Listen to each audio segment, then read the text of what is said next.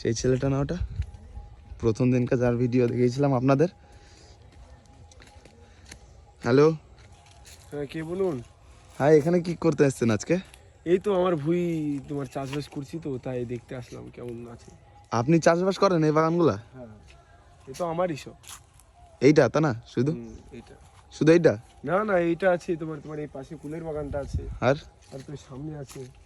ও, তা সব আপনি চাষ করেন না আপনার লোক আছে? না, আমার লোক আছে। কটা কাজ করে আপনার লোক? এই কাজ তো করে তোমার 150 খানিক হবে লোক যা আছে।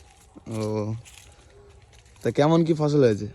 এই ফসল আর কি হচ্ছে, এই তো যা দেখতে পাচ্ছ। ও, ভালোই তো হয়েছে দেখতে পাচ্ছি। এই তো কাঁঠাল আছে, পেয়ারা আছে, কুল আছে, লিচু আছে, আচ্ছা, সর্ষে আছে। তো কত বিঘা মতো হবে আপনার জমি?